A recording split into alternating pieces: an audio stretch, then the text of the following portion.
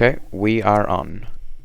Fantastic. Guys, welcome back to the Duelyst Central Podcast, brought to you and featured by Unopro. This is basically a bi-weekly effort for us to convince you that talk radio is still cool. For those of you guys who don't know, I'm GoodGuyHopper, the man, the myth, the legend. And most of the other guys here you probably already know as well, but I'm going to go ahead and give them a second to introduce themselves. So starting with, we'll go ahead and start with Uno. So I'm an Australian Duelyst player, YouTuber, streamer. I was a Grandmaster in the World Championship and recently returned to the game a few months ago. Yeah, that's what I got. And the man behind the Mechazor picture is Icy. Icy, why don't you go ahead and introduce yourself? I am also an Australian Duelyst player. You may know me from writing on Duelyst Central. Other than that, I don't have any major tournament titles like these guys. Last man standing. Yeah, I'm RHacker93. I've also been a Grandmaster. I'm back and played in Duelyst World Championship. I'm currently a tournament organizer for the Meltdown League. I am a longtime S-rank player, tournament player. I don't know. I've been most places. A wanderer, if you will. Yeah, most of you guys that are watching or will be listening or probably know many of us. Guys, today we're going to talk to you about a couple different topics. The first of which is we're going to talk about getting to S rank on a budget. And of course, getting to S rank on a budget is a really broad topic. We have, what decks do you like to play? What cards do you like to craft? A lot of these guys have done the climb on multiple accounts just for the humor value, just because they knew they could. But that kind of gives them that experience of being able to say, like, hey, these are the cards that are good. Before we really get into that, somebody's going to probably link this for you, but there's also a collection that Boro from our wiki has put together. And if you haven't seen it before, you should probably check it out. It's a great resource to give you a lot of different ideas of how to play. Because, if you talk to RHacker, he's going to tell you don't play Songhai, and of course he's wrong, but that's what he's going to tell you. And Uno is probably going to tell you to play Songhai, and I'm just going to tell you to craft Encantors because they're amazing. But picking up from that, we wanted to kind of talk about the best cards, and we'll just start with what are some of people's favorite cards to craft. So, anybody want to jump in on that? Take over. I can jump in. Because I know that there's the card that you said you were going to take from me. Budget cards to craft. The first card I think that you should craft on a budget is Dancing Blades. I think that Dancing Blades is what definitively makes climbing budget Duelyst work. Like, any budget deck should start with 3 Dancing Blades. It's 120 spirit. You'll get so much mileage out of it. That's exactly what I was going to say. I was just going to say Dancing Blades is like the way to go. But I would say that it's less about crafting specific cards. Like, if you know, I would say, and I think this applies to all card games, it's about what deck you have rather than what cards you should craft. So I would say just pick a deck, preferably one that's a bit cheaper on the spirit, and just work towards it. But in like actual like day one, first thing to craft, Dancing Blades is like 100% the lock. Yeah, I'd focus more on a deck rather than specific cards. How does one go about unlocking Blood Tier Alchemist? That's the only information you really need. I don't honestly remember. It's been so long. Okay, so you get the prismatic one from Abyssian. So maybe you play Abyssian a little bit. It is a very good card. You should unlock it. I thought you just get it for free. I'm not sure. I can't remember. Yeah, isn't it a basic card? Like, don't you just get it? Oh yeah, it's basic. It is a basic, but that you can still unlock basics. I think. I think you just get them already. I think you just have it. Being new players. Somebody in the chat's gonna know better than the the two. I think it's been like what 2.5 years or something for me. Yeah. Oh man. But no. Also, I guess I don't know if I'm cutting anybody off on this, but just sort of on the topic, another really good card to craft on a budget is Blue Conjurer. Goes in any deck for any faction. It is one of the cheapest, best mid-range card draw effects you're going to find. Many of the Arcanists that you get off of it, at worst, they're replace fodder. at best they're fitting like whatever curve you need right now. But they're just 100 spirit. A 4/6 is a really solid body for 5, as with Dancing Blades. So slightly more pricey, but I think it's also a very good choice for crafting for budget scenarios. If you're trying to do a more generic kind of like thing to craft, rather than I have these cards for this faction, I'm going to build this faction. I think I would agree more so with Uno that you should focus more on decks than specific cards. Like with most of the basic archetypes in the game, you can put together a budget deck. So I'd say choose a deck from a faction you like, put that together, and then start upgrading that instead of working on cards themselves. Yeah, I've always thought Lionar and Magma were the 2 better ones for free-to-play, but I haven't tried a free-to-play run in a while. Do you guys have any thoughts on that?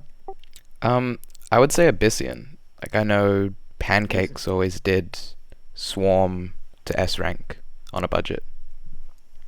I mean, I actually did a budget run this month with the deck that I posted in Baronian's album that was linked earlier.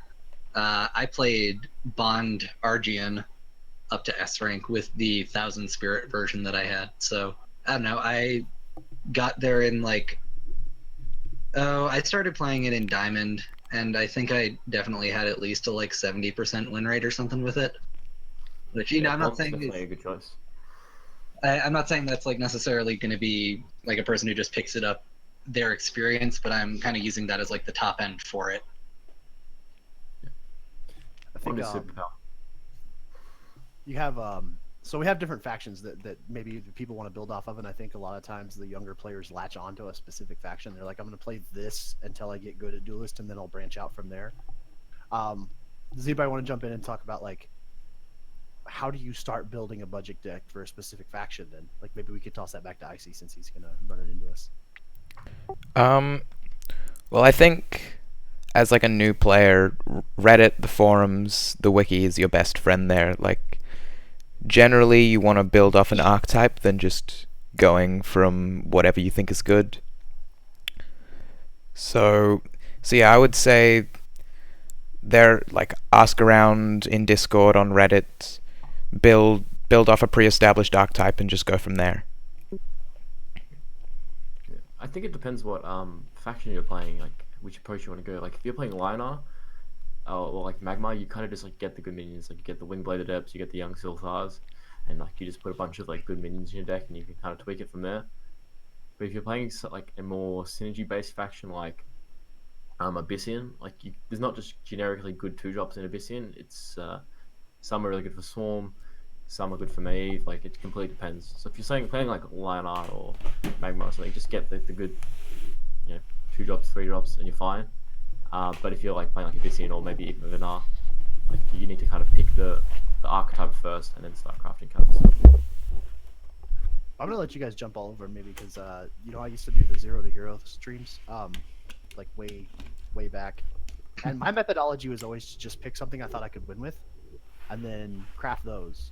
And I don't mean win with a deck archetype. RHacker talked about playing. He talked about playing Bond this season, and so he built this deck around that, and that's kind of what I'm getting at, sort of So this was my thing, and at the time when I did the very first 0 to Hero run, I said, okay, Mekantor's broken. I'm just gonna make them. I don't care what it costs me. I'll strip everything else out, and I'll just make Mekantor plus 39 or plus 36 other support cards. And so I crafted 3 Mekantors, and then everything else was just this hodgepodge of stuff I couldn't disenchant, and I just patched something together, and I was like, okay, Mekantor has to get me there, and if it doesn't, then I can't win. And people were just like, well, is that really a budget stream? I'm like, yes. I mean, I started from a brand new account. I just took a methodology that a lot of people don't like to accept, which was to dispel everything so I could get 3 cards. Would not recommend that to the new players. So Duelyst especially, for much every card could see play, and it has to kind of come back. So be pretty careful with disenchanting stuff if you're a new player on your main account for sure. But yeah, if you're just trying to do free to play run to S rank, then it's a different story. I will say, That's actually exactly what I did on my main account. The first time I played was I like tried out each of the factions. I narrowed it down to I was gonna play Lionar or Abyssian, and then I ended up choosing Lionar and just dusted everything. And I made like Holy Immolations, Arclight Regalias, Iron Cliffs. I was just like, I'm gonna go ham on this. And then once I did that, I just started dusting everything except Lionar and Vitruvian. And that's how I eventually built out my collection. I can't say that it's the best for just building out your collection, but if you do really want to get sort of hardcore, just like shoot yourself to the higher ranks, dusting everything and building a stronger deck is not a bad place to start. If that's what's important to you, find something you like, build the strongest version of it, learn it really, really well, and that will kind of reward you. But like people have been saying, it's not for everyone. Yeah. I mean, I think there's a lot of like merit to like disenchanting like a legendary that is not really played at all, like, and getting it a epic of your choice. Like, I'd much rather have a Mercantor than some random legendary or something like that. So I think it's actually like pretty reasonable. I think people sometimes go too far on the advice for new players saying don't ever disenchant anything that's not an extra card, because I think actually like if you're just starting, having that legendary sitting there hoping one day maybe it's going to become a good card when it very likely is going to still be bad. Like, there's definitely some legendaries that are safer to disenchant, and if you need that extra Holy Immolation or something, I think it's actually worth it a lot of the time. You just need to be really careful with when you do it, and not do it unless you have something specific in mind. Yeah. I started playing in January 2016, and I dusted everything and built Jack's True Sight and Razorbacks and climbed straight into S-Rank. Like, all right, combo deck, here we go. Good luck. But then I was stuck playing that deck for about 35 days. Yeah, that's the thing. You can disenchant it all and you might enjoy it now, but if you're going to have to play it forever, it's going to be a bit tiresome. So, And had no regrets. The first deck I disenchanted everything to build was Bond. The deck I climbed to S rank most recently was 1,000 Spirit budget Bond. So sometimes you do just end up sticking with those decks. yeah, I made a strong deck first, so. Yeah, you see? Just something that I noticed Lingo Wing actually bringing up in chat. And it's the concept that I kind of also wanted to talk about in terms of budget building, is the idea that sometimes there are archetypes that can be cross-faction. In this case, the one that they were talking about is Wanderer, which is a very, very good budget option, because it really does mean I think we can agree that at least half of your deck is going to be neutrals, which means that you're then crafting about half a deck 2 or 3 times, and you can just swap between factions if you want to play it a little bit differently. Yeah, you're playing the same archetype. Yeah, it's all going to be a kind of mid-range thing, but you get to use a lot of different cards, so that can actually be pretty fun for a newer player, and you're playing an archetype that is largely, one of the best archetypes in the format right now, so you can actually also win with it. Yeah. Wanderer really might just be the best budget option these days. Yeah. You Wanderer, you can probably just do a bunch of basics and do it pretty well. It starts in your hand. If you come up with a different legendary, you might see one, it's 1 out of 39 cards, whereas Wanderer, you just have it every game, so it's pretty high impact for dust to impact ratio. So I think actually probably would be the best bet these days. Dancing Blaze and then Wanderer is what I do. Y'all just need to accept our new overlords. Wanderer is the new Lord and Master. Just you need to live with it. I mean, the crazy thing is that it really isn't, sort of. I think it's the best deck, but I do think that, although you will win a number of games just off of its power level, it's not broken in quite the same way that a lot of the broken decks have been. Playing Wanderer does not immediately mean that you are super just about to win. It's a deck that you do need to learn. Yeah, it's a fair deck that's just very, very powerful. Yeah. It's not doing anything super broken. It's just very fair. You're playing combat on duels. Your opponent's minions, they're getting their effects off. They're not silencing everything. They're not just dealing with everything for free. You kind of play your minions, they play their minions, and you actually see how the combat lines up and how you use each other. Yeah, absolutely. We had there's kind of some unique challenges that come with trying to climb on a budget deck though. And for me this is a topic that I'm kind of removed from because it's been a while since I actually sat down and did like a zero to hero run or started a new account or anything of that nature. And that's a time constraint on my part. But some of you other guys do have and you know you get questions about this a lot whenever you're streaming, like what should I craft, what should I disenchant, hey, can you take a look at this deck and tune it for me? And I think that maybe on some level I can answer some of those questions, but it has been a while whenever I thought like, what are the challenge? Like, what's it like not to have Primus Fist right away? I've forgotten what that feels like. And so what do you guys think? What do you guys want to jump in on that? What do you think one of the biggest challenges are of trying to climb on a budget deck? I think it's easy to get disheartened when you're like, versus someone with a bunch of legendaries, and it might not even be that the deck's good, but you're a new player, you see 10 legends come out, and you know you can't afford them, and you're like, oh, this is just completely unfair, So I think it's pretty easy to get disheartened if you're a new player coming in and you verse someone with a bunch of legendaries. Sometimes it's easier just to go cry on Reddit about how the game's pay to win than it is to try and figure out what you're doing wrong, because you can always like climb in Duelyst. The game is too skill based for your opponent having extra legendaries to be that big of a hindrance. Like I think when I started, I got S rank in the first week free to play, and like I was missing a bunch of legendaries still, but just understanding and thinking about the game is going to go so much further.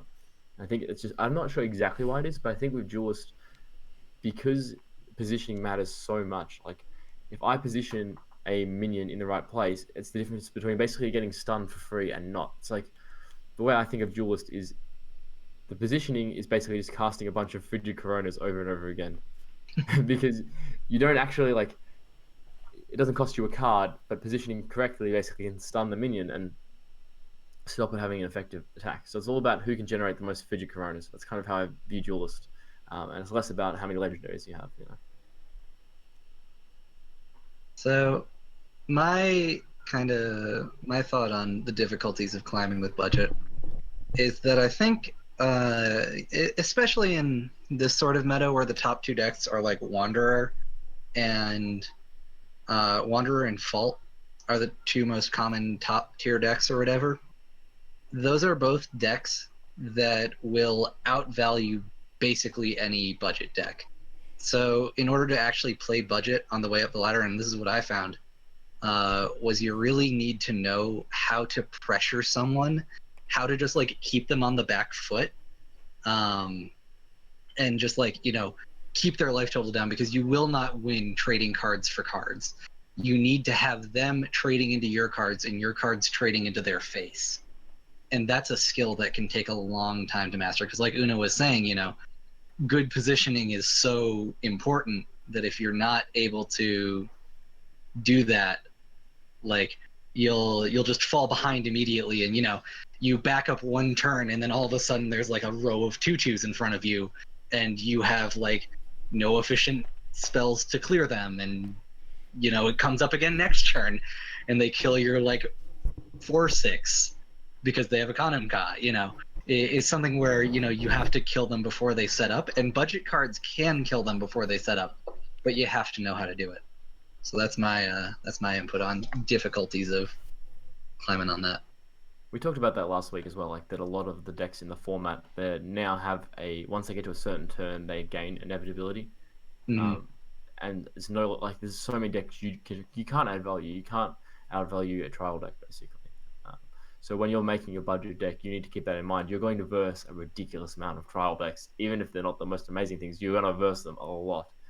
People love to play trials, so you need to make sure your deck is fast enough to pressure them. Because if it's not, you're just not going to go anywhere. I kind of want to latch on to what Uno had been saying earlier. I feel like it's easy to get discouraged initially, and I think one of the reasons is because some of the absolute best budget cards are also some of the cards that are the most skill intensive. Like, I know probably we don't think about that very often, but like if you had to like stare and like rate cards, like how skill intensive is this card? Like most of them have a baseline of like they have to be positioned correctly. You must be this good at positioning in order to be good with the cards. And that's just all of Duelyst, right? But then you have cards that are like, okay, here's your baseline, here's Dancing Blades. You have like Dancing Blades is a fantastic card, and you could craft it for almost nothing, and you'll probably just get one along the way because it's common, right? Okay, the Dancing Blades, we can hype it up a ton, but like, here's Dancing Blades, and as it turns out, like Dancing Blades actually requires a higher skill level than your average card. And another card that we kind of popped out there was saying like Blood Tier Alchemist. The number of times I've seen people use Blood Tier Alchemist to shoot an ephemeral shroud, like in S rank, and I'm like, what the fuck are you doing? Like, that's not what that card is for. Like, seriously, that 1/1 will die on its own. It wants to die, but you don't have to send it to its grave early. It's okay. Like, it's okay to let that. You don't have to clear everything all the time.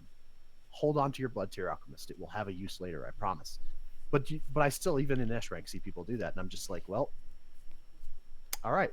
And then I start thinking about some of the cards that you're gonna want to play with, like, because they're exciting and they're fun. And I realized like the difference between like being good with that card and being good with that card and how much it's going to help you win percentage wise, and being bad with that card can actually have like a detrimental effect. Like watching like a younger player try to play with juxtaposition, like it makes my brain hurt. Like most of the time they hurt themselves. Like it's like giving a child a chainsaw and being like, now don't press that start button, Timmy. Okay? And it's like that player would actively be better at the game if they took juxtaposition out of their deck and replaced it with something else. And it does make me kind of think like Blood Tier Alchemist, Repulsor Beast, Dancing Blades, Primus Fist. These are all cards that I see people play horribly all the time. I see people play Primus Fist like just completely mistimed, like with no intent or purpose besides getting a little extra damage, and it was like, what's the point in that? Like, what were you thinking? Like, do you think that extra 2 damage on your opponent matters right now? Like, it doesn't. Like, it doesn't matter at all. Like, the only thing you did right there was mildly irritate your opponent and put a 2/3 on the table at the wrong time. And so I think getting disheartened is maybe just a little bit easy, and I do think it's because a lot of the budget cards are very skill intensive. Like the cards that are cheap and easy to acquire are actually the hardest cards to play with. Blood Tier might actually be one of the most skill intensive cards in the game. It is. Actually, the game might be, because like not just like on what you use it, it's actually often a question of whether you can actually afford to play it. Now we don't have 2-card draw. Like, sure, it's very powerful for 1 mana, but it's still used as a card, and I think that's actually the biggest question. Often there's going to be a lot of times where you can play a Blood Tier, you have 1 mana left, at the end you have like 3 cards in hand, and whether or not you play the Blood Tier or you save it to like replace next turn is like a massive decision. So I actually think it is actually secretly one of the most skill intensive cards in the game. And I think it can kind of apply to any super powerful 1 mana card. So,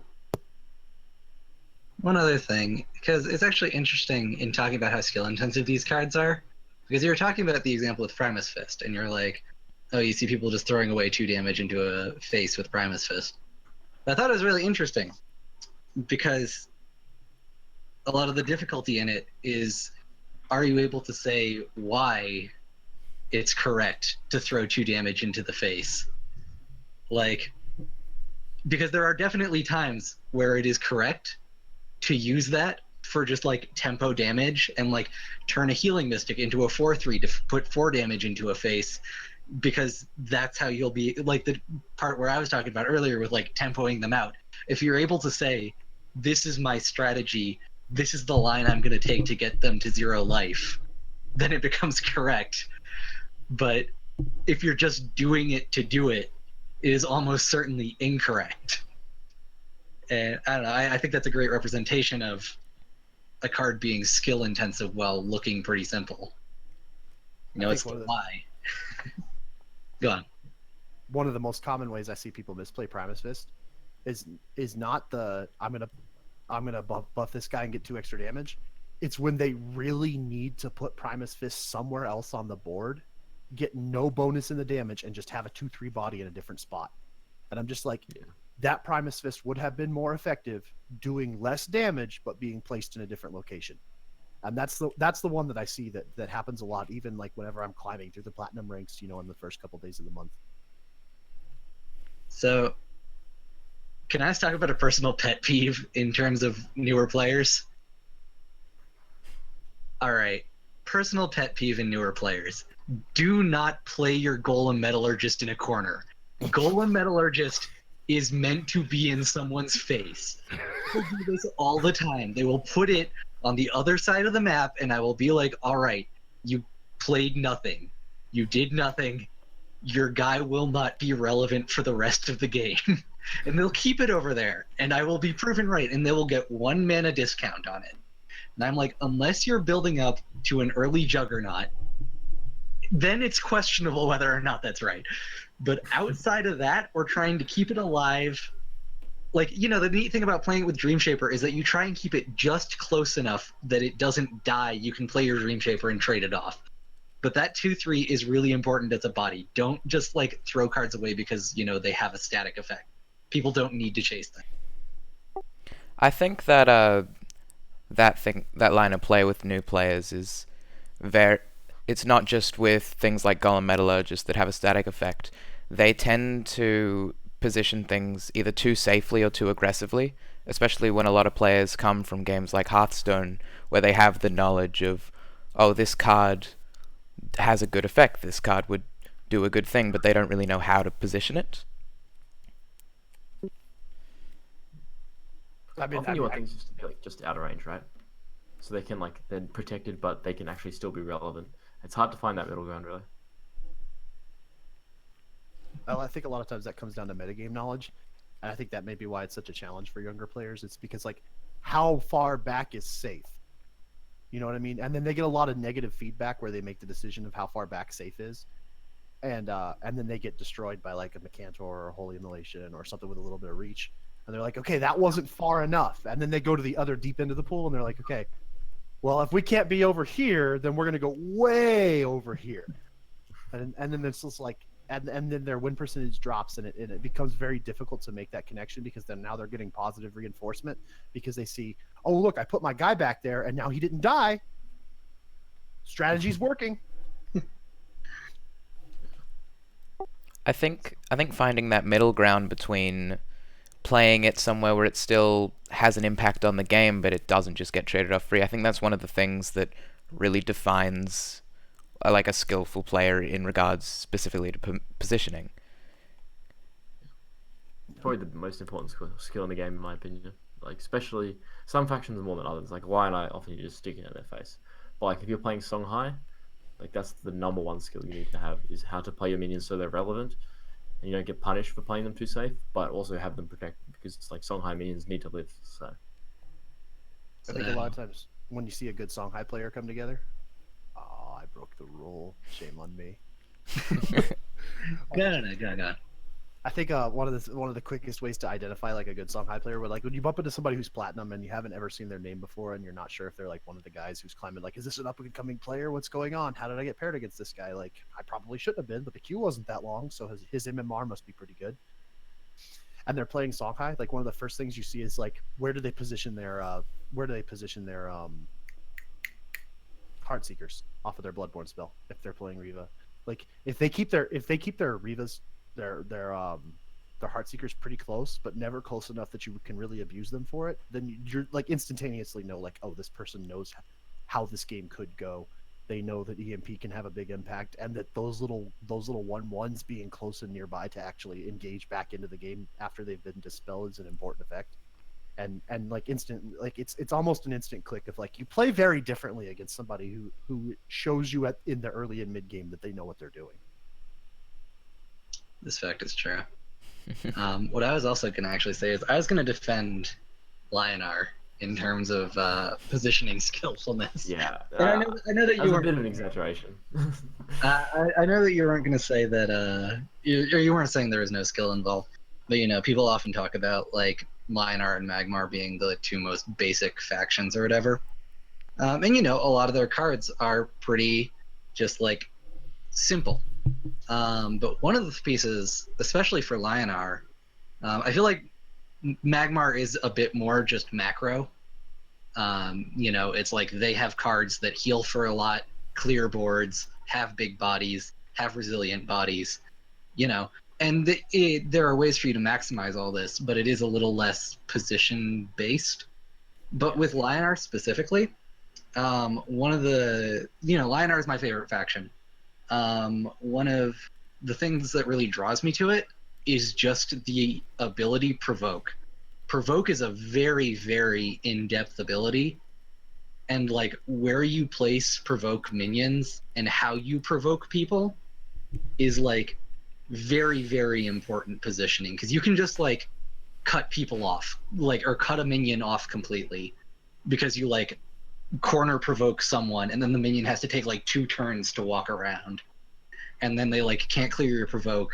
You get to like keep their general or their key minion in a place. Like provoke isn't just a defensive ability, and I feel like in learning Lionar, and this is why I think I'd say Lionar is the best early faction to learn, is because a lot of the cards are simple, but you can get a ton of mileage out of that ability, and you can really learn something about positioning because of the kind of preciseness of Provoke. I think it's probably more fair to say that Lionar is like Lionar and Magma. I consider them like the melee factions. Like their minions don't tend to do much if they're not in your face, whereas something like Songhai, like almost most of the time you don't want them on the general's face because they're more likely to die.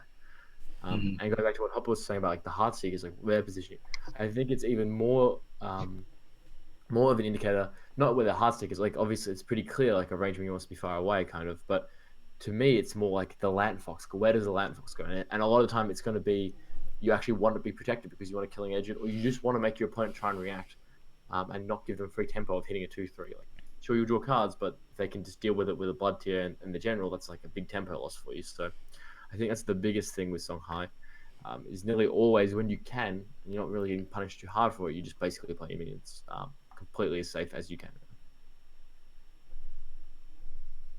Guys, we're gonna go ahead and take the opportunity to move on. I think actually I picked something up out of that. I'm pretty sure I'm convinced I can beat Unopro 100% of the time now. Guys, That's a bold statement. that's right. Some of these things are generalizations. Our hackers been putting together a Meltdown League for us. It's been a fantastic project that's been bringing together a lot of people from the community. Our hacker, why don't you pick up and talk to us about where you're at on that right now? Yeah, so Meltdown League. We are about almost exactly a week from it starting. I think we currently have 37 people signed up to play in it, which is actually a kind of cool number. It means that the round robin isn't actually going to be able to hit everyone in the 2 weeks or the 10 weeks of play. And, that's kind of cool to me. We've also managed to raise $327 in prize support or something. And, it's really nice because that all comes from the community. That comes from, like, people here, like people who have just sort of been there. We've got a bunch of stuff to give away for giveaways during the actual week. I'm going to be bugging a number of players who have said they're going to sign up but haven't. So, I'm really looking for this thing to, to be a really good time, to make a lot of content, to make a lot of stories. So personally, I've been quite happy with how it's been going right now. Fantastic. And I actually kind of wanted to jump in. I've already signed up. Just saying. But actually, as you go through the list of people that have signed up, if you're familiar with it, you're going to see that there's a lot of unknowns in there. There's a lot of guys that are not these big tournament players. It's not a list of 37 who's who among Duelyst. Although we of course appreciate everybody who is signing up.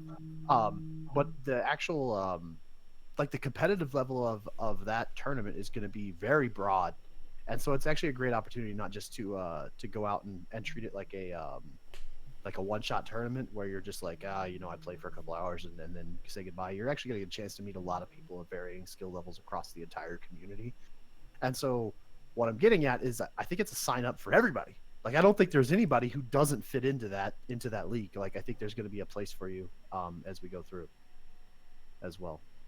I don't know if Uno has maybe got something going on, buddy. Yes, sorry, someone just keeps trying to call me, but okay. That's all good. I didn't know if you're having a microphone problem, but yeah, hopefully you can get.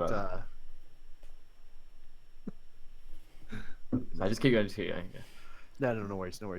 Hopefully we'll see a ton of people sign up that maybe this will be their first tournament experience. Well, tournament league sorry, I keep mismatching it.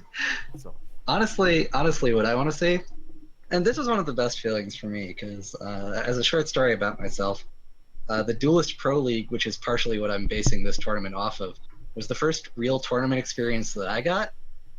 And what was a really big morale boost for me was that I got to play against people who had already won Grandmaster, like as a title, and it was like my first shot. I'm just some up and comer, some stupid punk, and I got to play against and beat like humans and colos, and I was like, dang, I can play this game. These are people who are going to be playing in Worlds, and I beat them in my first 2 out of 3 against them. So it's the kind of thing where, although there is a wide variety, that also does mean you get to play against some of the best, and it feels really good to know that you can actually take games off of these people. And like, I don't know, to me, it's about improving myself. It's about proving what I can do. And so jumping on opportunities like these feels really good for me. And I hope that I make it for other people too. Yeah, just to build on that, I think this is one of those things that anyone who has any interest in taking duels competitively should sign up for, just as a learning experience. Even if you don't think you have any chance of winning, it's the best way to get better, is to beat and to meet or lose to the top players in the game at the moment. yeah, I think certainly whenever I was playing, it was just sort of like a rite of passage. Let's be honest. Pancakes, humans, colos, those guys are just mid bosses. You know what I mean? Once you can consistently beat them, then you're good. You're good at that point. You're not great, but you're good. People might not recognize you, but at least you can recognize you. And if anyone's ever going to recognize you, you have to recognize you first. Absolutely. We kind of did something a little unusual for this segment. Of course we wanted to get chance for our hacker to plug the tournament and the league. I'm sorry, I keep saying tournament, the league. We keep wanting, but we also kind of thought that maybe what would we do for the people who are paying attention, and we're gonna cut this out of the YouTube. We're not gonna let anybody else hear this. We're gonna talk about the decks that we think we would play in week 1. So I don't know who wants to take over first. I know that I don't even want to speak on this one. I can take it over. I can't play in it, so I can say what I'd play. I mean, I'm gonna play what I'd play tomorrow. I'd play Ragnar Wanderer. I'm playing Ragnar Wanderer in the Mithra or the Monolith tournament happening tomorrow. I'd probably play it in this too. But yeah, I don't know. I think that deck is really, really still quite good. If I'm going for a curveball, I would go for Bond, because that's my baby. And I think it's in a better place now than it's been. But, it depends on the week. You can, look at who your opponents are going to be. That's the nice thing about a league. You can kind of tech for them. If you're like, oh, I'm against these 3 nerds and they're all going to play Wanderer, you can play something that you think beats Wanderer. So. Yeah. So it's one deck and 10 card sideboard, correct? Yes. Yeah. So I think with a sideboard format, it favors some factions more than others. I think the standout faction is Magmar when it comes to the ability to sideboard, because they really have these spells that are so situationally super powerful, and they can really kind of adapt their deck to answer anything. You have Natural Selection for small minions, Eggmore for big minions. You can have Rebuke or Plasma Storm, whichever one's going to be better clear. You can have Earthsphere heals if you need it. Spirit Harvester can be good against some decks. There's just so many different tech options with Magmar, so I think Magmar's value goes up a little bit. And because of that, it shifts some points away from Wanderer Ragnar, because you want more of those tech cards, but it still probably is one of the better picks. I think Wanderer Reaver is also a pretty solid pick. Those are probably just the 2 best decks. But I think it's interesting to think what factions actually benefit from sideboarding more. And I would say decks like Aggro Songhai, they don't really sideboard very well. Same with the trial decks to an extent, because trial decks kind of have to have a critical mass of combo pieces and things that enable the trial. So you can only sideboard so much. But yeah, I think Magmar is definitely the faction that kind of gains some equity from having a sideboard. Yeah, I completely agree with Magmar.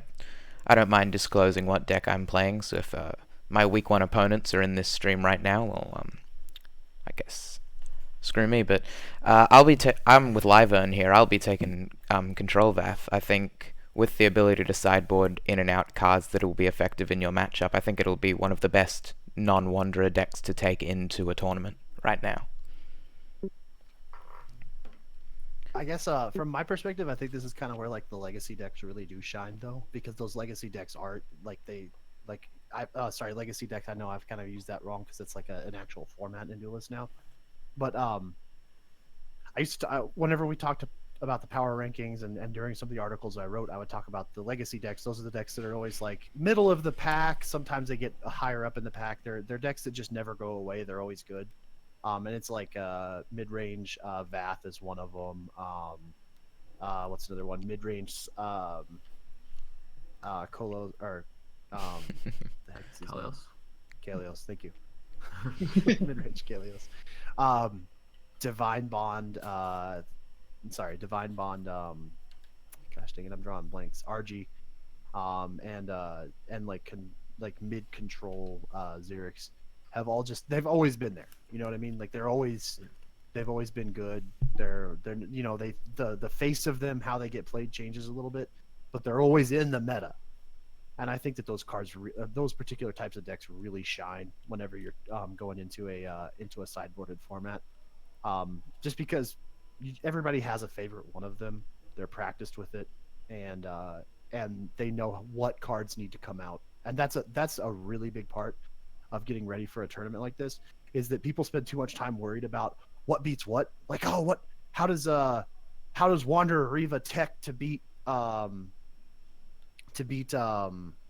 in game one, and they worry way too much about game one. They test the main deck against the main deck over and over and over again, and they completely forget to test games 2 and 3. And matchups like these really are won in games 2 and 3 more than they're won in game one. And so that's kind of my advice going into a league setting like this, is like, don't test main decks, test sideboarded. You don't even have to test the main deck at all. Go into it and say, okay, hey, RHacker, me and you're going to practice tonight. Oh, okay, cool. I want you to play this deck for me. Since I know you're going to play that deck and you're going to be my opponent, and I'm going to play this deck, go ahead and sideboard. And just test the match already sideboarded, because you get way more experience and way more value out of testing sideboarded decks than you do out of testing main deck versus main deck. Yeah. So I think you really probably should have a plan for like actually what you're going to sideboard in and out. Like, there's not really decisions you want to be making on the fly and changing. I think actually sideboarding stuff in is really easy, but sideboarding stuff out is actually quite a difficult skill. And if you're kind of just coming up on the spot between games, obviously you need to adapt to the specifics of your opponent's deck, but I think you should have some more general plans, what cards are good in what matchups. So I can say that sideboarding something out is difficult in 2 regards. 1, because of what Uno said. 2, because sometimes it's hard to remember what you took out of your deck. It's easier to look at what your sideboard is than what your main board is. But the other thing I had to say was actually that I think that a card that might be criminally underplayed in the league is actually Mage Sworn. Because I think Mage Sworn is actually not only good against a lot of the combo decks that are kind of existent, it's also good against aggro because they play like, cheap burn. It's also good against Wanderer.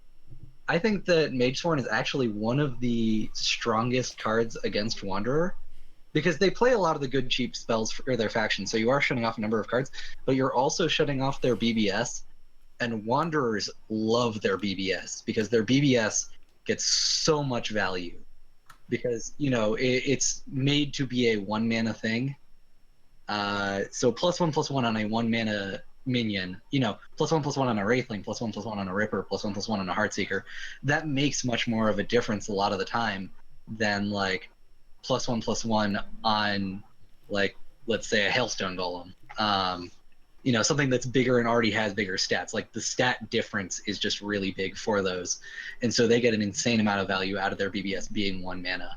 And so turning that off can really actually shift that matchup. Yeah, absolutely. Okay, I think a lot of us kind of maybe don't want to give away our secrets coming into a major I'm happy series. to give it up. I just don't know. I just don't know what I'm going to play, to be honest. So There's a lot of we're going to take a moment to skip ahead. We're going to talk about reading your opponent, which is is kind of this. I guess I wrote an article on it recently. I don't know if it really warrants the 30 minutes we allotted for it, which is why we kind of soaked up some time out of it. But I kind of wanted to get the impression, if they want to know what I think, they can just go read the article. But sorry. But what do you guys think? Like I put a lot of stock in looking at how much time does someone take to do something. And I try to get a very good feel for how long my opponent takes to do something. Of course, whenever I play somebody who I know, I already kind of have an idea of what their pattern of play is. And so I don't know if you guys have ever picked up on it, but when you play me, I make all of my moves sequentially very quickly, and then I end my turn. I'm not saying I don't rope. I usually start my turn about the time I'm roping, but everything happens very quickly, and then I end my turn immediately. And so that gives me a lot of time to process what my opponent's thinking during their turn. I want to see how they're reacting to the final bits of my turn while they're starting theirs.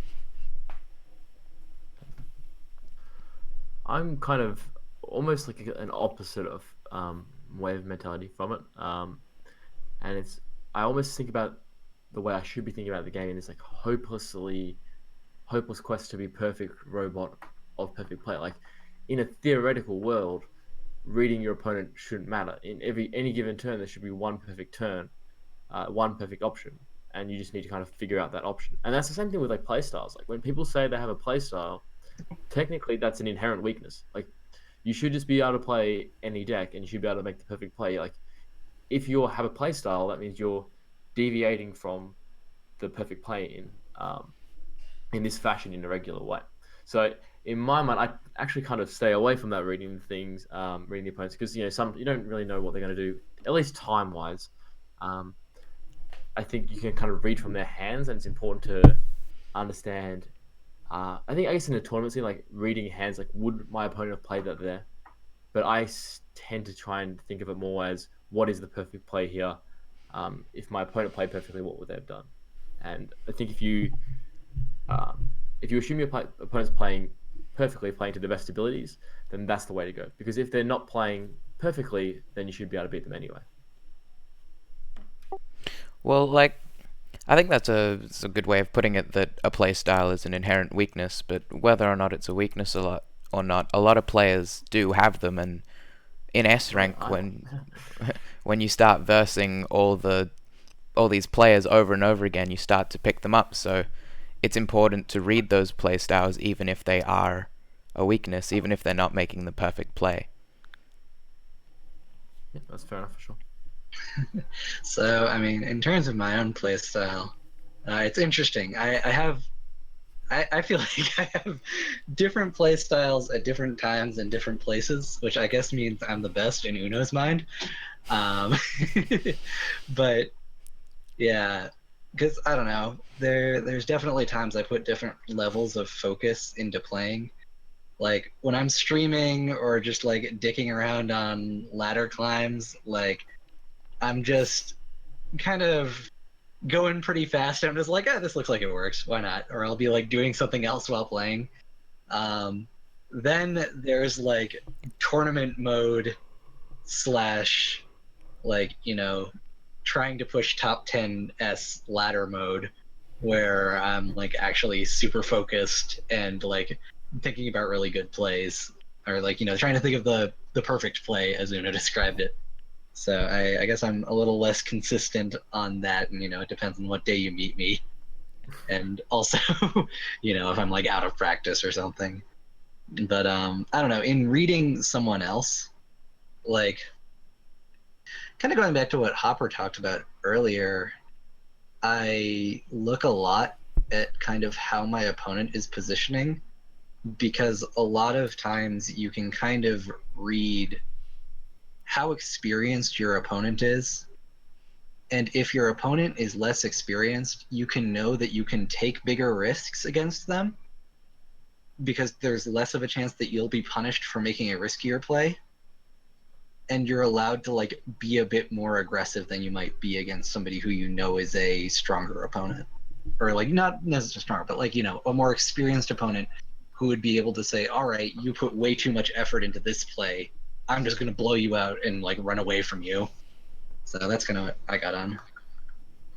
I have whenever I looked at it, like this is my thing. Okay, on any given time, and this happens to me a lot.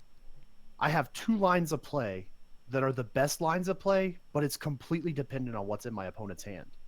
Like if I could sit down and I could play like some hypothetical board state. Like okay, I could go into this and I could play Healing Mystic into Pergaboss this turn, or I could play Wanderer this turn. And I'm playing against Fault Xerix, and if he doesn't have Blood of Air, then Wanderer is the best play. If he does have Blood of Air, I need to put the Pergaboss and the Healing Mystic on the table. Just a hypothetical one. And really, like both of those lines of play are sound.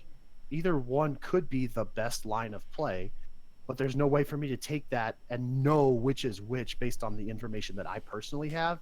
It's a guessing game of what my opponent has. So I kind of disagree with Uno on the concept that there's this perfect line of play. I think that there's not this perfect line of play unless you had perfect knowledge, which you can't have in a card game. And so that's where reading becomes very important, because reading your opponent lets you know which of the two good lines of play is the best one. And of course, gaining that free information allows you to make that determination. The thing though is, even though there's incomplete information, it doesn't actually remove the idea that there is this perfect play. It just makes it extremely, extremely difficult to even tell or be able to figure it out. Like if you want to bet whether a coin's going to land on heads 3 times in a row, you actually have incomplete information, but it would be the perfect play would be bet that it's not going to land on head 3 times in a row, because it's not likely. So I think there is this kind of perfect play, and you can weigh up. You can say, well, which one's worse for me? If I play Wanderer and they have Blood of Air, maybe I just lose the game. Whereas if they don't have Blood of Air and I do this other play, I can still win, even if they have the card that punishes that line of play. So you do need to kind of weigh it up, and I think you can base it on how they've played. Last turn, did you have a big minion that didn't get dealt with, that would have got Blood of Air? How many times have they replaced? How many times have they drawn? So I think there is still kind of this perfect play, but as I said, it's kind of a hopeless struggle to eternally be trying to get this perfect play and block out this playstyle thing.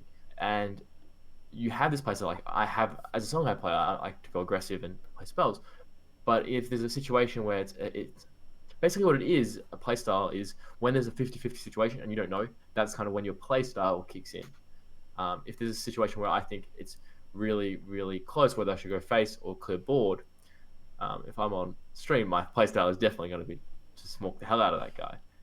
But that's actually a weakness of mine showing through, where it's this 50-50. And instead of being able to discern that maybe one of them was a 51% and a 49% in favor of one or the other, I haven't had the skill, the brain power to actually figure out which one's better. And so in this 50-50, I've gone with my playstyle. And I think that's where playstyle is a weakness. So, one thing, I actually think that the example you gave was a great example of reading your opponent, Hopper.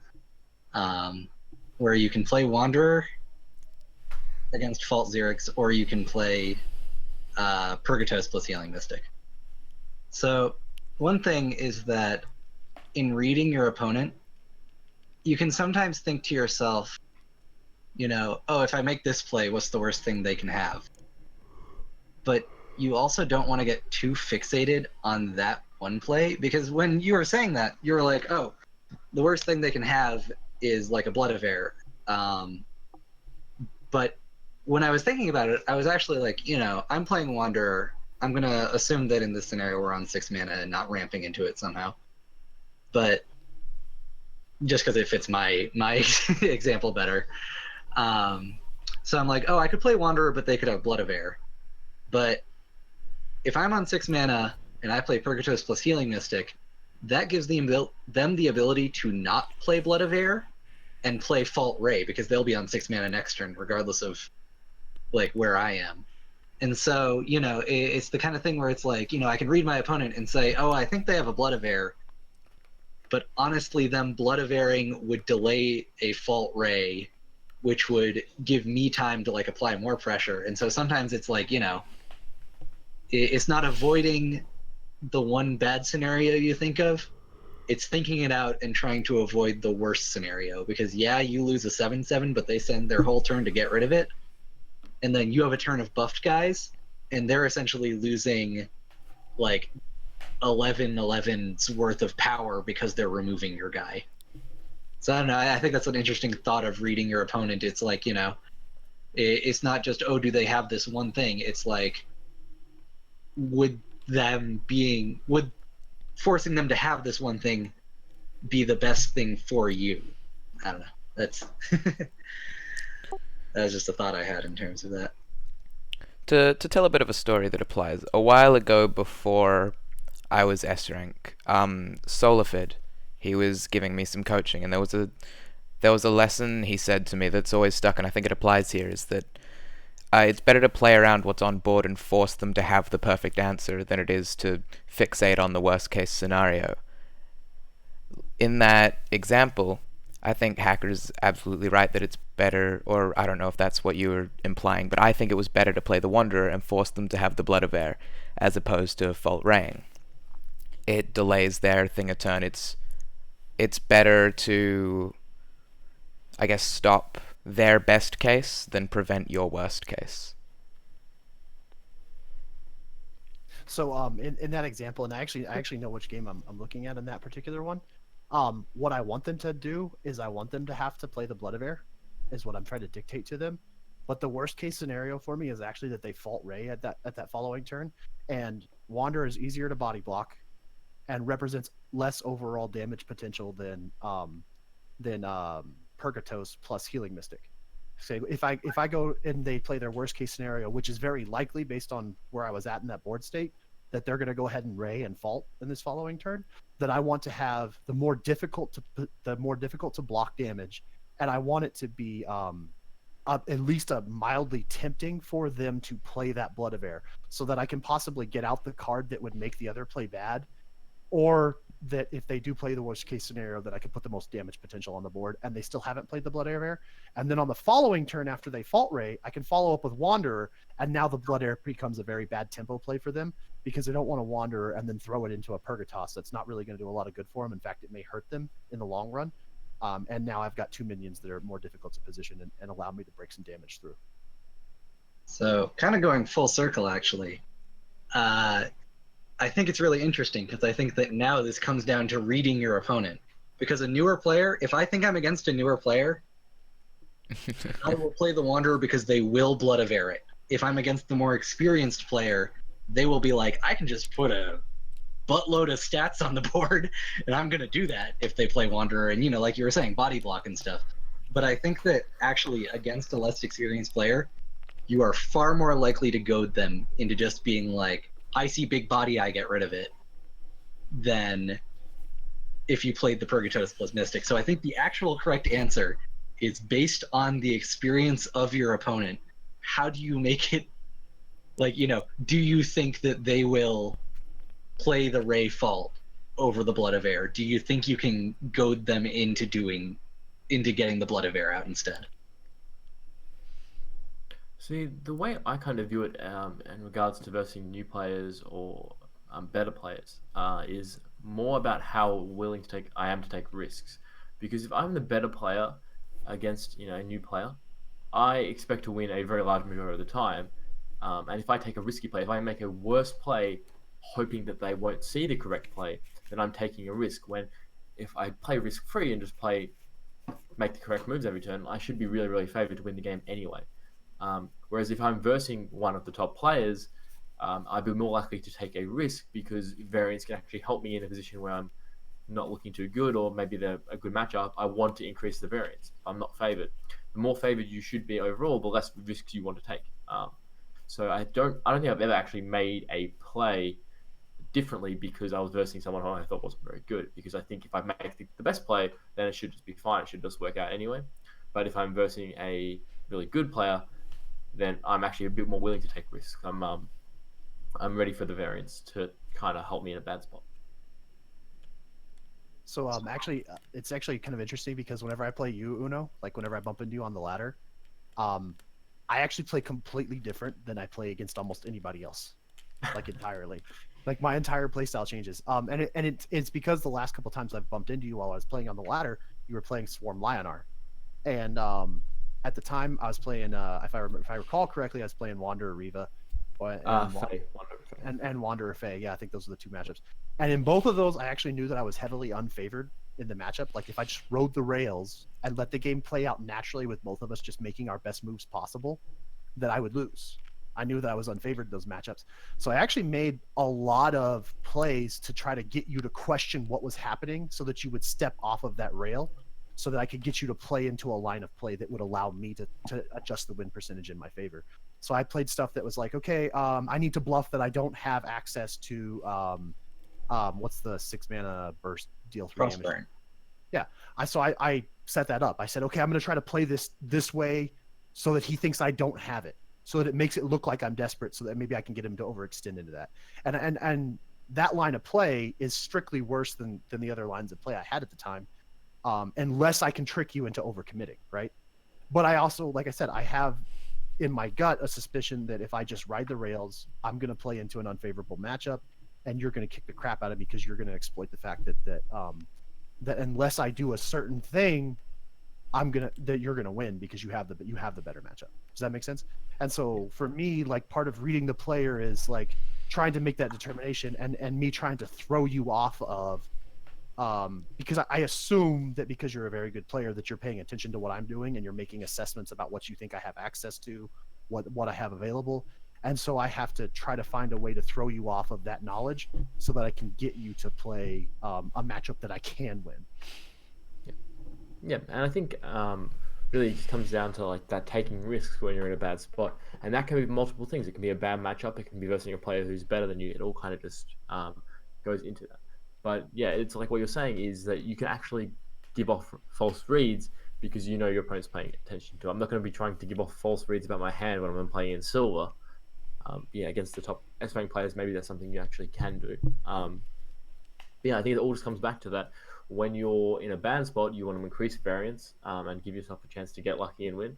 And when you're in a good spot, whether that means a favored matchup, a hand on board, or just being the better player, then you want to lower the variance and keep the risk low. Just had to take that jab, didn't you? I think Hopper brings up a good point, and that's bluffing in Duelyst. I know a lot of people have a background at chess. I have a background before Duelyst of various card games where bluffing is a key aspect, and I think that's a really interesting thing to explore in Duelyst. When you know your opponent, you expect your opponent to know you. You can maybe take a suboptimal line of play to make them think that you don't have the right answer, to then bait them into doing something also suboptimal with the thought process that you don't have that answer. Especially in a Wanderer deck where you only have one. Sometimes you don't play the Frostburn or the Plasma Storm. They don't think you have it, and then you get more value out of it later on, you know? I mean, I absolutely agree with you on that one. I mean, there's no variation for me. Like, I just agree with you. I don't know if anybody else has any like closing remarks, but we'll move on pretty quickly unless anybody wants to jump in on that one. No, I'm good. All right. Hold on to yourselves because this is kind of what everybody's been waiting on for us. We said we had some big announcements for you guys, and it's, I guess maybe not that big. I guess it's not that big of a deal, right, guys? Yeah. I don't know. Like the big part of it, it's something. I think the big part of it is more where it comes from than necessarily specifics. Like, I don't know. To me, that's like what the big thing is. All right. Let's see. Everybody's probably got a favorite one of these. Uno, this is kind of your show, buddy. Why don't you pick out your favorite one and talk about it? What's the one that you think is the well? First, before we say that, what I meant by what I was saying was, what we're going to be telling you comes from counterplay. This is not just like our speculation. We have been given some information that we have the ability to tell you guys about, but it comes directly from counterplay games. No intermediaries. This is what they have to say. Yeah, this is directly from Keith, and he kind of approached us as like, hey, we've been looking for an opportunity to get some of this out to the community, anyways. Do you guys want to toss it up on the show? And so yeah, Keith Lee, co-CEO of Counterplay Games, and of course you have sorry, what do you mean you didn't know that Keith was the CEO? What's wrong with you? Yes, absolutely. So yeah, so this is exciting because of who it comes from, and of course we're just excited to tell you. I also think it's very important to say, Keith, or anyone at CPG, if you're watching this, thank you for giving us that information. Yeah, absolutely. No, not just thank you for the information, guys. Thank you for everything you've done. Thank you for making an awesome game that makes me feel like I'm a tiny little god. Thanks for sucking up so many hours of my life. But it's okay. I wouldn't change it. I wouldn't change those hours at all. So we probably should just get out the big news, and that is that Duelyst is confirmed to be running indefinitely, and they're going to keep creating content for Duelyst. And I think that's really, really good news. For whatever reason, within the community, there's people starting to think the game was dying, that we wouldn't see any more updates, and it's glad that CPG's come out and said Duelyst is going to keep running. You can invest your time in it. You can play the game, dedicate your life to parts of your life to it, and you're not going to just have it all disappear later on in the year. So I think that's the biggest news, and it's really, really important, because now the game can actually grow and people can come in and not just hear the game's dying. Yeah, Keith's actually told us specifically that CPG will continue to maintain and run Duelyst indefinitely, and foreseeably from 2018 and onwards. So that was kind of as the follow-up to that one, CPG has also announced that the updates are slowing down this year. However, they have said that in Q4 they have some high confidence content that they are, or Q4 this year, I don't know the actual exact correct way to say that, Q4. They have confidence in what is being released, is what they told us. Another great piece. They have so in addition to them being very confident in offering new content in Q4 this year, a big part of that is that they're also planning to expand the player base. Everybody immediately thinks that means mobile, but actually what's really kind of exciting about this is that they're planning on expanding into new territories outside of just North America, and so that's going to be fantastic because we'll get a player bump. There are a lot of countries that don't currently have access to Duelyst that whenever they can play Duelyst, those players will be coming in as well. So that actually refers to people being able to play in more countries. Am I understanding that correctly? So it's playing in more. I was a little bit confused about that point about new territories outside North America. Yeah, that's what they mean. There are countries that currently don't have access to Duelyst. They have to what's the word for it? We were kind of talking about it earlier. I can't remember. It's They have to use a proxy. Get Ferocia to play for you. Get Ferocia to play for you.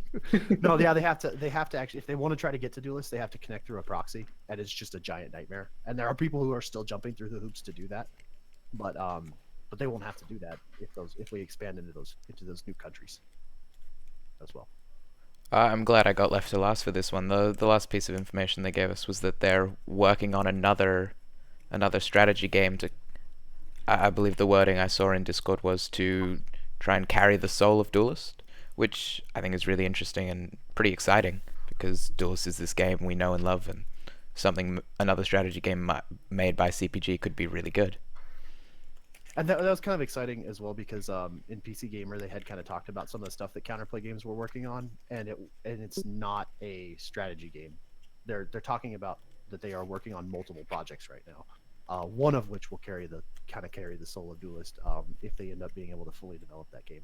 And to kind of answer your question, Bleach, we're specifically not talking about Russia coming back into the fold, because we know that really won't add that many players to the game. We're talking about countries that have not previously had access to Duelyst.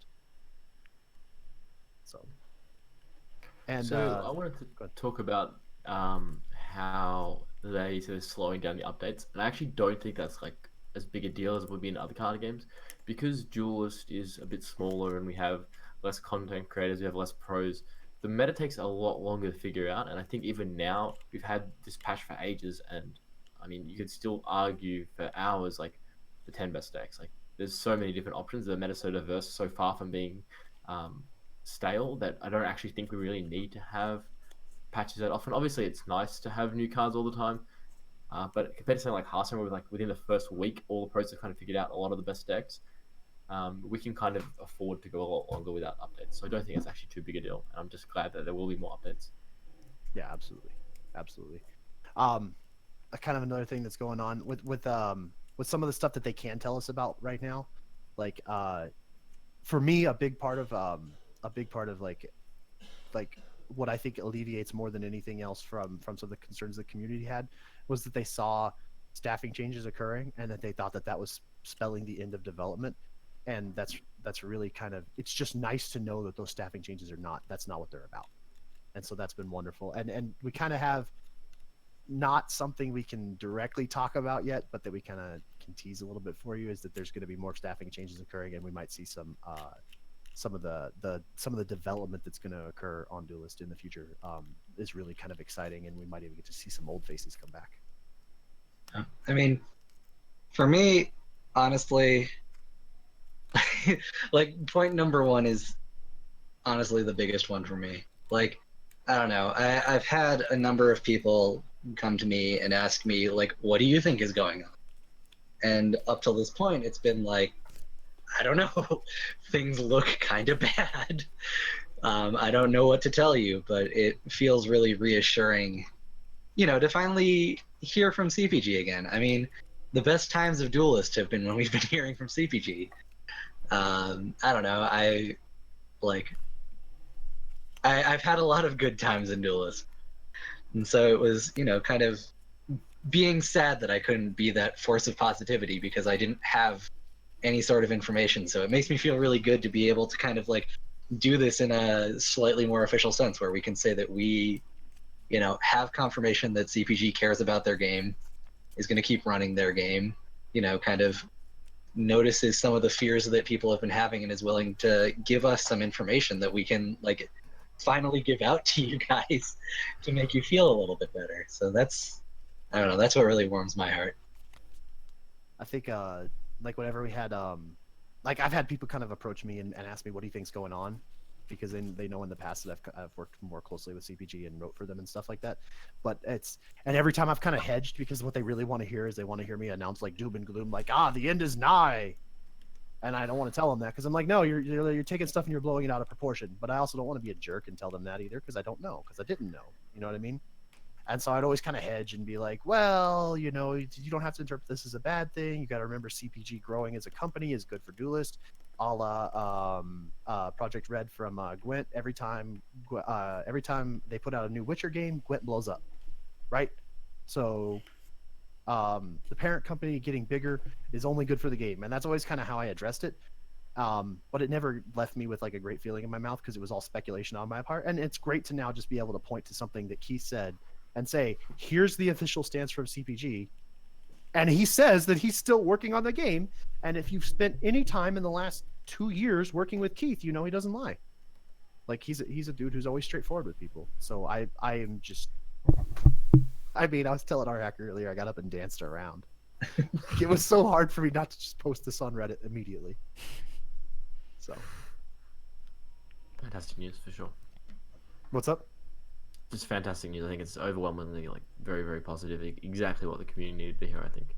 Yeah, absolutely. That the game is gonna be here. That they continue to play Duelyst, continue to have your fun. Your fun's not going away. I also do think it was, Uno, I hadn't really thought about your point, but literally last week we were talking. I forget if we talked about it in the pre-podcast where we were just talking to each other, or if we were talking about it in the actual podcast. But we were talking about how unexplored this current meta is. Yeah. And how new decks are still popping up, and people are like, "Oh yeah, this deck is good too."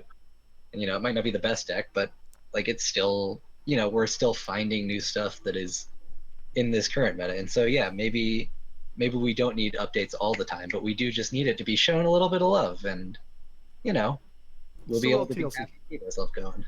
Just a little TSC goes a long way. Yeah.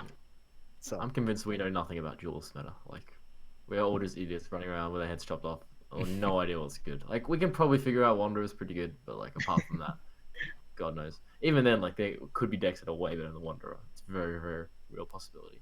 I think there's probably like 3 decks in the unranked deck section. Whenever I was flipping through it yesterday, that I was like, I bet next month we're gonna put those in the top 10. We didn't even get to cover them this month. Yeah. I mean, if you ask Alpha, Aggro Reva is already the best deck in the format, so. Hands Oh, down. I wish he was right. I really wish I could believe that. I was coaching someone, I think, not this week, but the week before.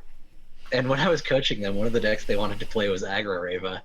And I was looking at it, it was like, oh god, I don't know what the right thing for us to do here is. And so I was kind of, I was being honest with them. I was like, I think this is sort of the direction we should go in. But man, that deck is hard. It's a Yeah, tough deck.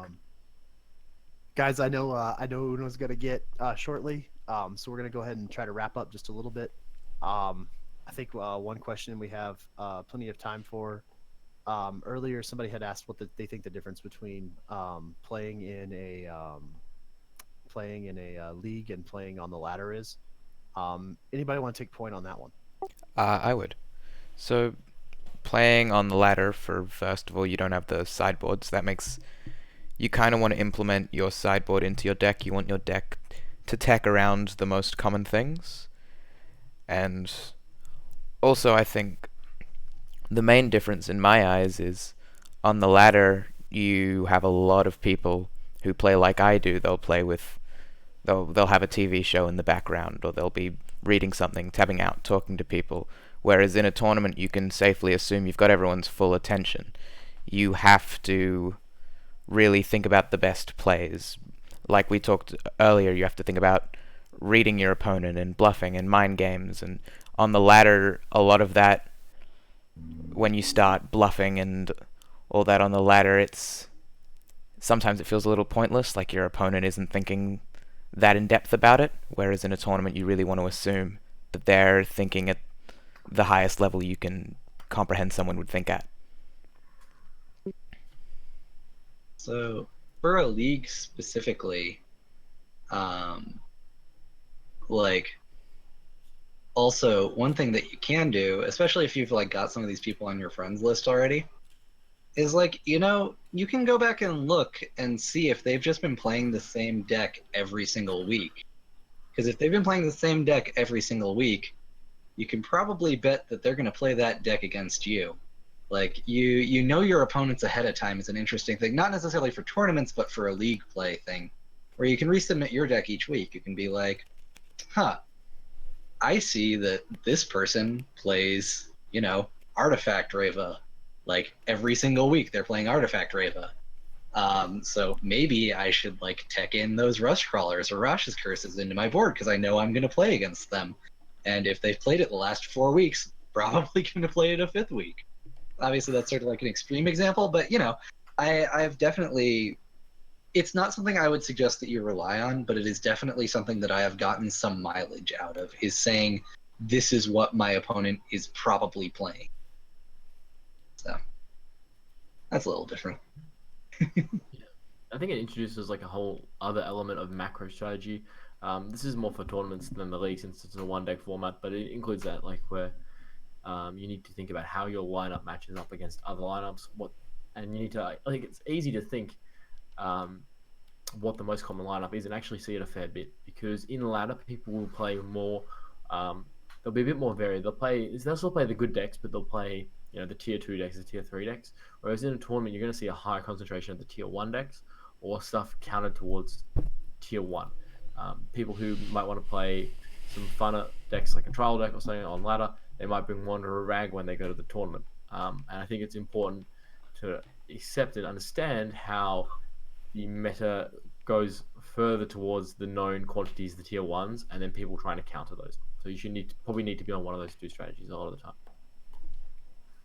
I would push you to be even more aggressive than just these guys where they're like, hey, see what your opponent played last week, friends them, look at what they're playing recently, and if you can't get a good read on them, just talk to them. Like, it's a league. People are going to treat it so casually at the beginning. Absolutely no shame. No shame.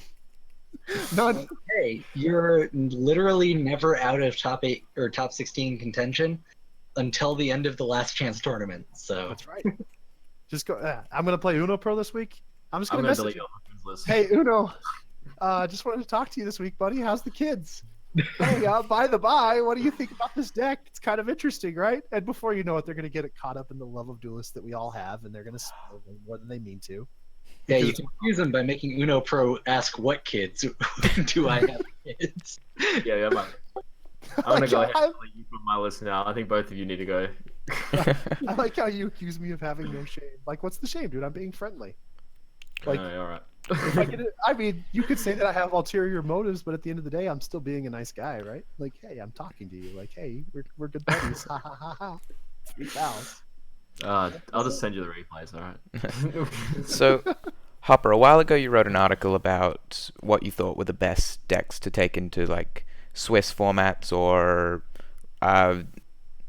single elimination or tournaments where you wanted to win as opposed to where you wanted to get top 8. What do you think is the best broader type of deck to bring into a league format as opposed to Swiss or ladder? I have to ask and check for the rules real quick, so our hacker could probably answer this. Our hacker, does game win-loss matter, or is it only match win-loss?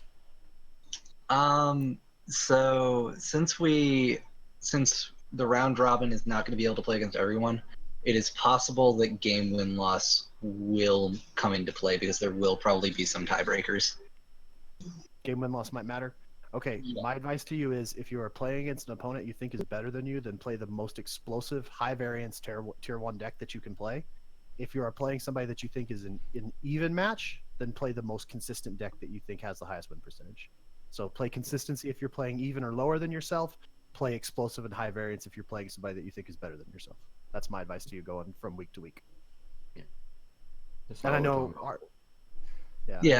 well, I just wanted to actually append on to what I said earlier about, kind of if you're in a league setting, you can kind of like look at what the opponent's playing. I wanted to append on that and say, do not look in a standalone tournament at what your next opponent is playing or was playing, because a standalone tournament is a very different scenario. It is, at worst, something that will get you expelled from a tournament watching previous games. At best, it's a very impolite thing to do. The difference between the two is in a league tournament setting, there will be multiple weeks. Like, don't watch games from this week, but games from previous weeks are generally fair game because, they have a chance to change their deck. There is not a guarantee they will be playing the same deck. So I just wanted to append to that in case it, caused any sort of confusion.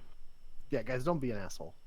Like, I will tell you to get as close to the asshole line as possible while not offending anyone, but don't go and be a dick.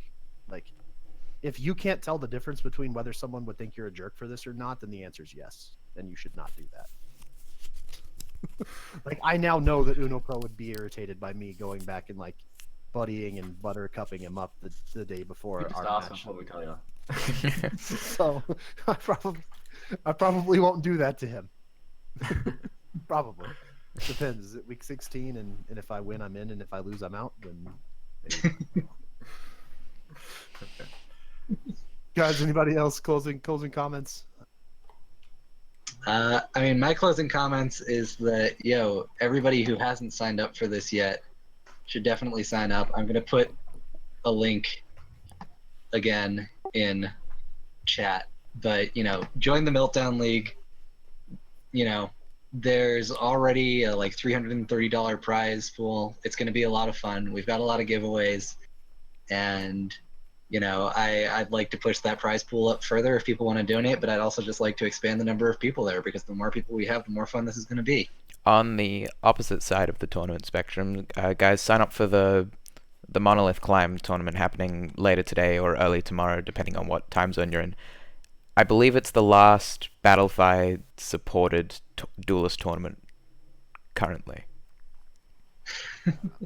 Absolutely. I Please. think go it is sign the up. last Battlefy supported one because Meltdown League is not Battlefy supported. This is all us. Yeah, the cutoff date was July 1st, so I think I think this is the last one to get monetary support. So guys, sign up, play.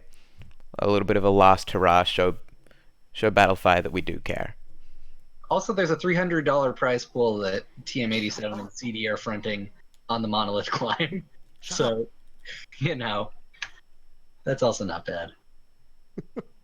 Oh no, did we miss anything, buddy? No, I think that's everything. All right, guys, I want to take one more moment. I want to go back and I want to thank Keith and Emil. Those are the guys that are the CEOs of Counterplay Games. Not just for giving us the chance to talk to you today about some of the exciting stuff that's coming up from CPG, as they expand from being Counterplay Game to Counterplay Games. Of course, we're all very excited. But I also kind of want to take the moment and just to say thank you to them, not just for what they told us today, but for the stuff they've done. Like, I don't know how many of you guys have actually ever worked on some kind of development project, but it is 15, 16-hour days, coming home exhausted, telling your wife you love her while you pass out on a couch. These guys work very hard. Their families sacrifice a lot, and we love them, not just for whenever they pick us up whenever we're feeling bad, but also for just making something that we can enjoy and have fun with, on the regular, not just at the good times. So Keith, Emil, if you guys are listening, thank you to you and your families for everything you've done for us. We're very grateful. We love the game you've made for us. So. What Hopper said. Also, kind of in the spirit of that, I know there are some people in chat who didn't get to hear when we were going over the points that we got to deliver. Do you want to just go over that one last time? All right, so yeah, and I'll read them verbatim for you. So this is exactly what Keith told us. Counterplay Games will continue to maintain and run Duelyst indefinitely, 2018 and onward. They will be slowing down updates this year, but they have high confidence of offering new content in Q4 of this year.